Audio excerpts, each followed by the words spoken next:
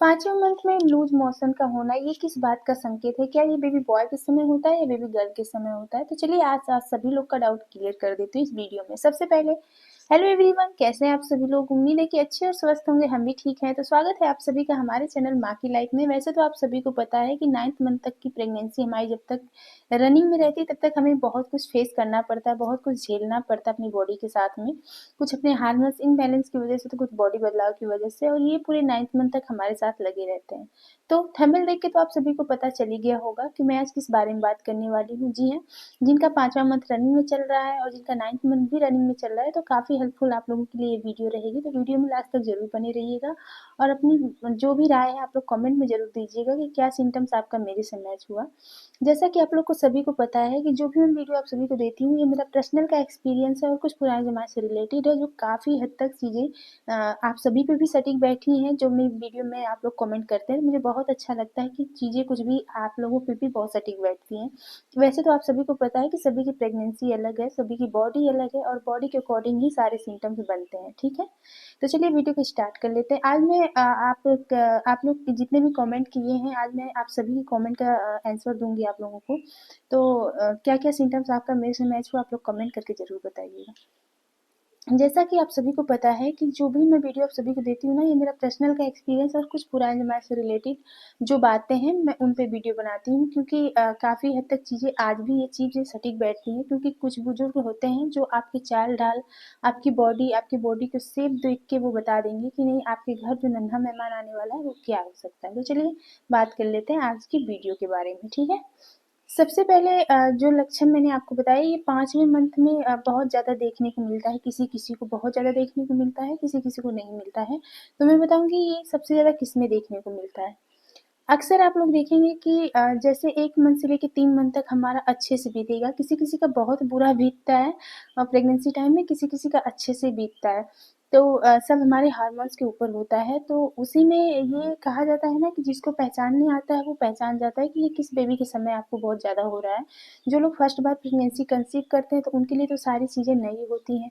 उनके अंदर जितने भी बदलाव होते हैं वो अपने घर के बड़ों से ही पूछ-पूछ के उनको पता चलता है कि ये किसके समय हो रहा है, क्या ये बेबी बॉय के समय हो रहा है या बेबी गर्ल के समय होता है।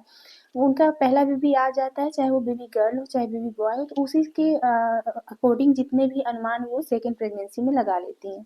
तो सबसे पहले मॉर्निंग लूज मोशन सबसे 5वां मंथ जैसे ही हमारा रनिंग में होता है, एक तो 2 इसके कारण हो सकते हैं। पहला है कि बेबी का ओवर होता है, ठीक है?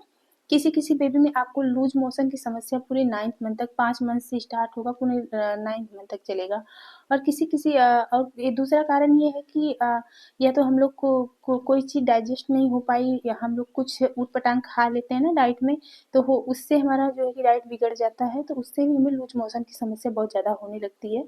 तो या घबराने वाली बात कब है, जब या तो वो आपको दर्द दे रहा है या फिर 2 से 4 बार से ऊपर आपको हो रहा है, तो अपने डॉक्टर से कंसल्ट ज़रूर करिए। इसके बारे में ज़्यादा झेलने की ज़रूरत नहीं है, क्योंकि प्रेगनेंसी टाइम में अर्ली प्रेगनेंसी में वैसे भी 5 मंथ तक मिसकैरेज का खतरा बना रहता है। तो कोई भी सिम्पटम्स अगर ऐसा आपको दिखे तो आप अपने डॉक्टर से ज़रूर कंसल्ट करें, ठीक है? और सबसे पहले दूसरी बात कर लेते हैं कि लूज मोशन किसके समय फील हुआ था। अगर मैं बताऊँ अपने बेबी बॉय के प्रेगनेंसी के बारे में, तो ये आपको सिर्फ और सिर्फ बेबी बॉय के समय देखने को मिलता है, क्योंकि मैं अक्सर गांव में सुनी भी हूँ, देखी भी हूँ और खुद के साथ आजमाई गई ये बातें हैं कि मुझे ये समस्या जो है मेरे बेबी बॉय के समय हुआ था, ठीक है? लेकिन आप लोग कंफ्यूजन बिल्कुल भी ना होइएगा, सभी की बॉडी अलग है, सभी के सिम्टम्स अलग हैं, सभी के हार्मोन्स अलग हैं। तो हार्मोन्स के ऊपर जितने भी लक्षण होंगे ना, आपके हार्मोन्स मतलब हार्मोन्स के ऊपर होंगे, ठीक है? तो आज की टॉपिक आप सभी को क्या ये दिक्कतें हुई और हुई तो किसमें हुई? तो चलिए आज का कमेंट के बारे में आप लोग से बात कर लेते हैं। जो सिस्टर हमसे कमेंट की थी कि आप ये रिप्लाई दीजिए, ठीक है? तो मैं उसी के बारे में आप लोग से बात कर लेती हूँ, ठीक है?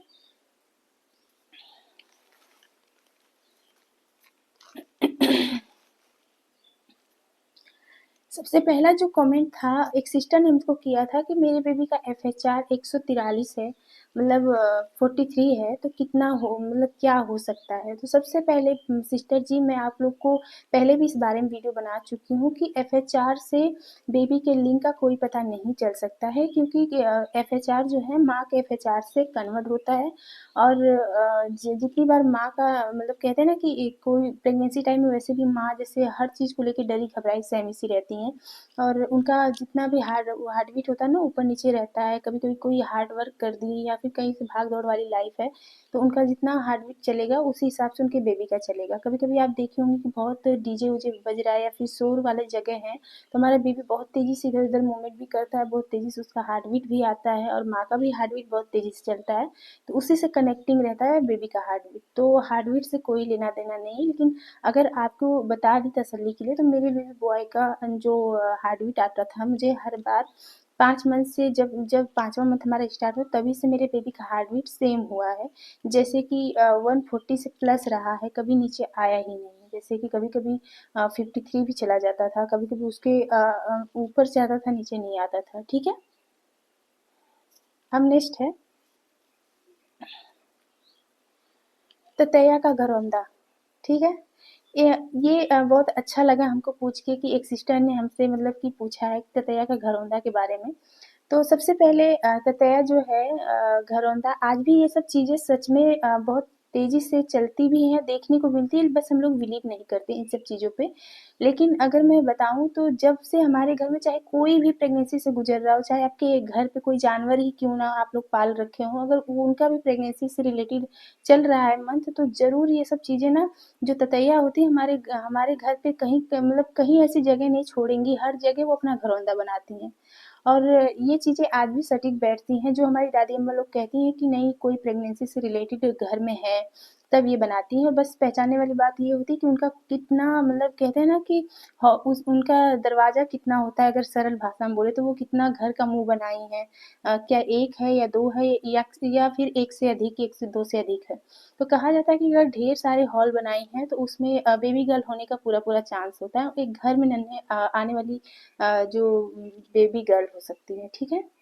अगर वो 1-2 ठो कहते हैं कि मटका जैसा आकार का बनाई है, देखेंगे कि प्रेगनेंसी टाइम में उनका घरौंदा अगर वो बड़ा बना के उसमें कई ठो दरवाजे बनाई होती हैं ना, तो कहा जाता है कि इस कंडीशन में बेबी गर्ल होने का पूरा-पूरा चांस होता है। उनको पहले से पता नहीं कैसे इन सब चीज़ों पे, आज भी प्राकृतिक ऐसी चीज़ें हैं जो सबसे पहले पता चल जाती हैं।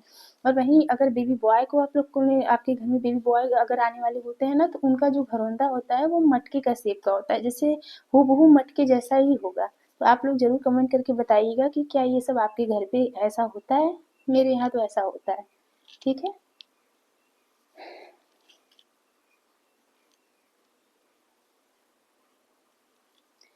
अब नेक्स्ट है, एक सिस्टर ने मुझसे पूछा था कि बेबी बॉय मोमेंट कब फ़ील हुआ था? ठीक है? तो सबसे पहले इन सब वीडियो में इन सब टॉपिक पे डाल चुकी हूँ, अगर आप लोग नहीं देखे होंगे तो जाके देख सकते हैं। लेकिन अगर आपकी जानकारी के लिए बता दूँ तो मुझे 6 से 7 महीने लग गए थे बेबी बॉय का मोमेंट फ़ील होने में। लेकिन ये महज़ एक मिथ है, एक तुक्का है। इससे सभी की प्रेगनेंसी से रिलेटिंग नहीं है, क्योंकि सभी की प्रेगनेंसी अलग-अलग होती है। मेरी अलग है, कोई ज़रूरी नहीं जो चीज़ें मेरे में हुई वो आप में भी हो। कभी-कभी हर चीज़ें देखते हैं ना, कभी-कभी बेबी बॉय वाले सिम्पटम्स होते हैं तो हो जाती है बेबी गर्ल, और कभी-कभी बेबी गर्ल वाले सिम्पटम्स होते हैं तो हो जाते हैं बेबी बॉय। तो सिम्पटम्स पे ध्यान ना दीजिएगा, बस एक ये तुक्का है जो कभी-कभी बहुत चीज़ें सटीक बैठ जाती हैं, ठीक है? और मैंने आपको बताया ना कि मेरे बेबी बॉय को मुझे मूवमेंट फ़ील होने में 6 से 7 महीने लग गए थे। वैसे भी बॉडी के मतलब यार सारे सिम्पटम बॉडी के ऊपर डिपेंड करता है, जिसकी बॉडी जिस लेवल की रहेगी उसी हिसाब से उसको जल्दी सारी चीज़ें फ़ील होती हैं।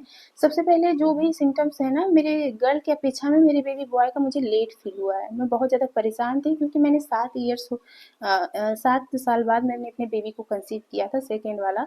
तो मुझे बहुत ज़्यादा डर भी था, क्योंकि मेरे बेबी जो जो चीज़ें पहले मुझे बहुत जल्दी-जल्दी फ़ील हुई थी प्रेगनेंसी में, वो अगर लेट होंगी तो कोई भी माँ होगी, घबराएगी ज़रूर कि मेरा बेबी ठीक तो है। और मैं बहुत सारे अल्ट्रासाउंड भी करा-करा के देखी, अल्ट्रासाउंड में भी सारी चीज़ें नॉर्मल आएँगी, लेकिन एक माँ है, जब तक बेबी का मूवमेंट अच्छी तरह से फ़ील नहीं होता है, तो माँ को तसल्ली नहीं होती है। तो आप लोग ज़रूर कमेंट करके बताइएगा कि आप लोग का बेबी कब मूवमेंट किया और किस-किस के टाइम पे कौन-कौन सा लक्षण हुआ, ठीक है? अगर वीडियो पसंद आई हो तो प्लीज़ चैनल को सब्सक्राइब कर लीजिएगा, वीडियो को लाइक करके शेयर ज़रूर कर दीजिएगा। अपनी राय कमेंट में देना बिल्कुल भी ना भूलिएगा, ठीक है? Bye bye.